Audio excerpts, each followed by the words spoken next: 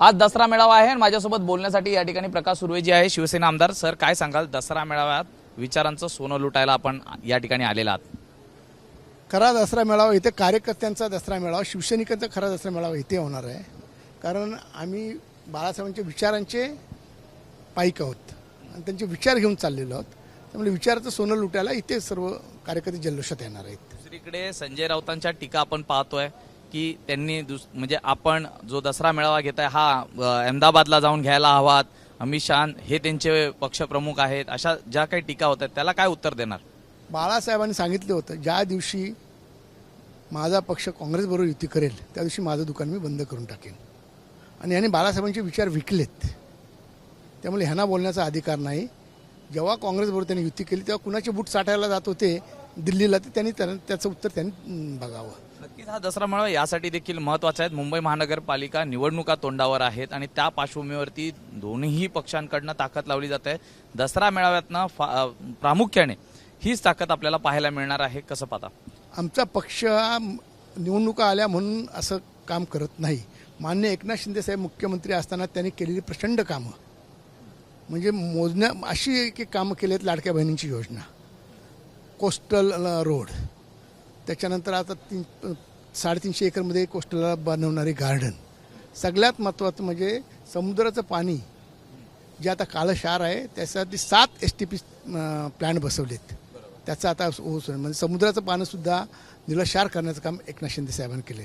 रस्त्यामध्ये खड्डा की खड्ड्यामध्ये रस्ता, दरवेळी 25 वर्ष यांच्याबरोबर सत्ता होती आणि नेहमी गाणं गायलं जायचं आणि आपल्या मुंबईची दुर्दशा दाखवली जायची.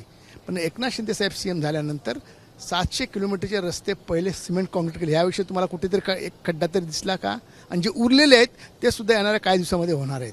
म्हणजे एकनाथ शिंदे साहेबांनी केलेली प्रचंड कामं आणि आता मान्य मुख्यमंत्री देवेंद्र फडणवीस यांचं व्हिजन, त्यांनी केलेली कामं, ह्याच्याशिवाय आम्हाला काही चिंता नाही. ते आम्ही सदैव कामं करत असल्यामुळे आम्हाला निवडणूक आली कधी असली आम्ही निवडणुकीसाठी तयार. मुंबई महानगरपालिका खेचून आणणार पूर्णतः ताकदीने. पूर्णपणे महायुतीचा झेंडा, भगवा झेंडा महानगरपालिकेवर फडकणार म्हणजे फडकणारच. शेतकऱ्यांना दिलेल्या मदतीवरनं देखील टीका टिप्पणी होत आहेत. उद्धव ठाकरे म्हणतायत या ठिकाणी राजकारण असायला हवं नको होतं, मात्र जे उपमुख्यमंत्री आहेत ते पाकिटांवरती मोठमोठे फोटो लावून ही मदत करत आहेत.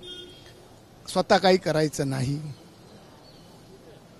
स्वतः असं आहे, आज जी मदत केली जात आहे शासनाच्या मार्फत, माननीय मुख्यमंत्री महोदय मदत करत आहेत, उपमुख्यमंत्री मदत करत आहेत. शेतकऱ्यांना पूर्ण दिलासा दिला जाईल. शेतकऱ्यांची कुठेही मानहानी होणार नाही. विरोधक आहेत, त्यांचं काम आहे बडबडणं, ते त्यांचं काम करत आहेत. द्यायचं काम आहे शासनाचं, ते आमचं काम फार जोरामध्ये सुरू आहे. एकही शेतकरी दिवाळीपूर्वी एकही शेतकरी नाराज नसतात, त्यांना सर्व त्यांच्या व्यवस्था दिल्या जातील. तर दसरा आहे आणि या दसऱ्याला शुभेच्छा काय देणार आपण उद्धव ठाकरेंना किंवा संजय राऊतांना? काय नेमक्या शुभेच्छा देणार आहात आपण? संजय राऊत यांना काय बोलण्याच्या पलीकडे आहेत. ज्यांचा त्याचा पक्ष आहे, ज्यांनी त्यांनी आपापल्यापर्यंत त्यांचा पक्ष वाढवायचं काम करतायत.